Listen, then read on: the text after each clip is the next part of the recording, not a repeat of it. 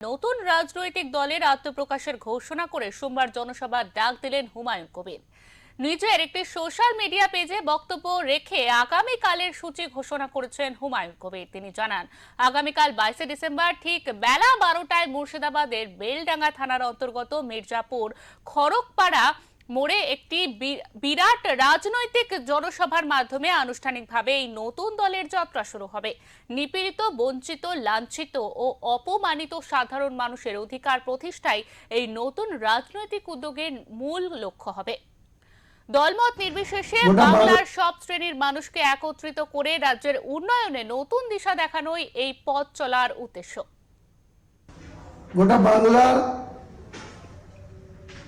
জনসাধারণের উদ্দেশ্যে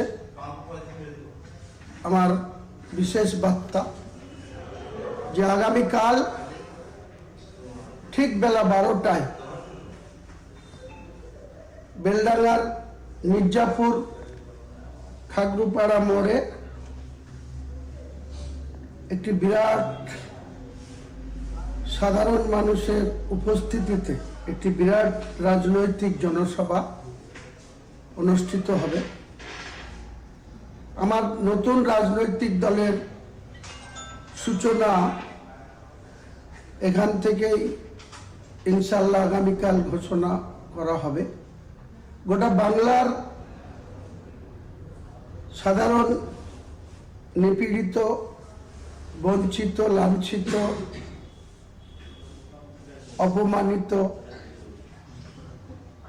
মানুষকে সঙ্গে নিয়ে বাংলার উন্নয়নের জন্য, বাংলার মানুষের ন্যায্য অধিকারকে প্রতিষ্ঠা করার জন্য বাংলার সাধারণ মানুষ দলমত নির্বিশেষে যে যা দলে ইতিপূর্বে যুক্ত আছেন বা হয়ে আছেন, তাদের সকলের প্রতি আমার আবেদন, আগামী দিন যে নতুন দলের সূচনা 22 ডিসেম্বর সোমবার বেলা 12টায় বেলডাঙ্গার মির্জাপুরের খাগড়ুপাড়া মোড়ে 50 বিঘি জায়গার উপরে একটি বিরাট রাজনৈতিক সভা অনুষ্ঠিত হবে। এই নতুন দলের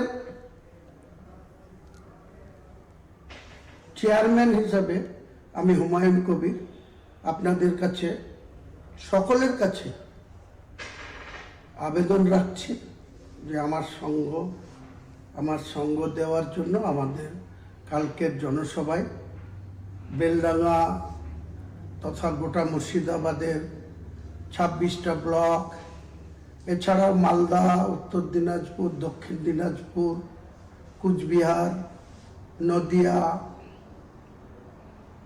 2 বর্ধমান, বীরভূম, হুগলি, হাওড়া,